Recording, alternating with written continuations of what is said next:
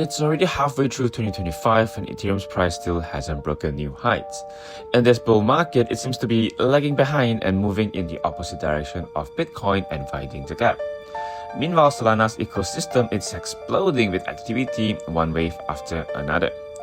In April, Solana's on-chain transaction volume skyrocketed to nearly 400 billion transactions with 220 million active addresses and gas fee close to $0.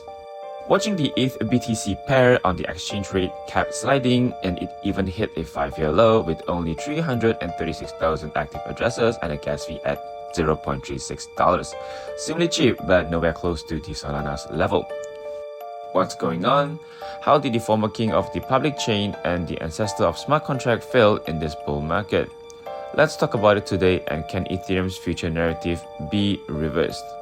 Of course, we have to look at the Vitalik's BIF move, which is replacing the underlying architecture, which is the EVM, to pave the way for the next decade of public chain competition.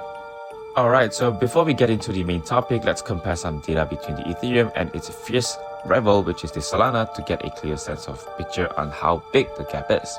First off, let's talk about the daily active user. On Solana, it's 3.25 million, whereas Ethereum is around 336,000 active users. It's a 10x difference. Let's talk about daily transaction volume. Solana has a 220 million transactions, while Ethereum has a 1.3 million, and it's completely outclassed. Solana's low fees plus fast transaction experience, coupled with the emergence of the Pump.fun platform for issuing meme coins with one click, have enabled projects to be listed in seconds, attracting a large number of users and developers. In Q1 2025, Solana's revenue surpassed all other public chains with efficiency and profits maxed out. No wonder people are flooding Ethereum, questioning whether it's losing its edge and if Solana is poised to replace ETH as the crypto runner-up. Alright, let's get back to the topic. It's not entirely true to say that ETH has been inactivated. They have been pushing for upgrades all along, but these upgrades are too technical and not eye-catching enough. Nor are they easy for ordinary users to perceive in a short period of time. For example, the Pectra upgrade launched in May this year is the biggest system update since March 2024. It combined two previously separated upgrades, execution layer, which is Brick, and also consensus layer, Electra, and include 11 EIPs covering staking mechanism, accounting abstraction, scalability, and more. Here's a quick rundown of its highlights. First off, it's faster and cheaper. Pure DAS and Vector trees makes nodes cheaper and the network faster. Next off, we do have the low gas fee. The gas optimization plus the ability to pay with stablecoins for a smoother transaction. Last but not least, it has a bigger staking function. The previous 22 ETH staking cap has raised to 2048 ETH, making it easy for big institutions to jump in. These upgrade targets the pain point of being slow and expensive, but many are under the hood changes that don't immediately translate to price action. In addition to the Pectra upgrade, Vitalik has also proposed a longer-term plan to replace the EVM with RISC-V technology, and EVM is Ethereum's own virtual machine architecture, but the execution efficiency is mid-core. So what does the RISC-V do, and what is the concept? In simple terms, RISC-V is an open-source modular instruction sets architecture widely used in hardware devices. If Ethereum switches to RISC-V, it means 100 times faster rock-bottom fees, perfect for privacy tech, and no need for cumbersome EVM conversion and the ability to run on-chain AI directly without extra compatibility layers. It's also developer-friendly because contracts written in Solidary and Viper just need a backend swap, compiling with the RISC-V with no extra hassle.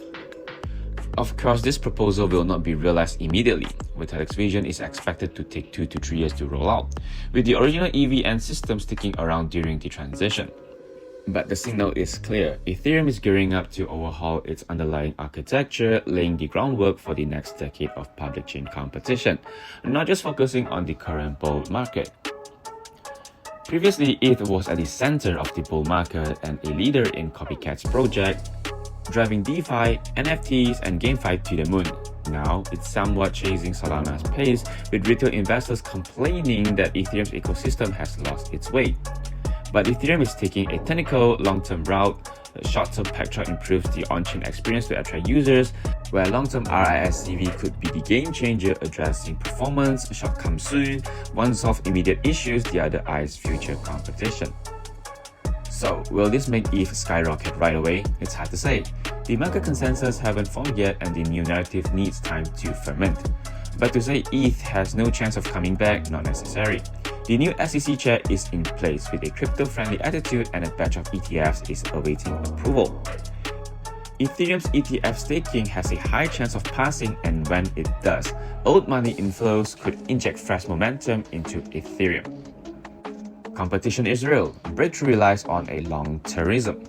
Solana is undoubtedly strong and growing fast. In Q1 2025, DEX trading volume exceeds 500 billion.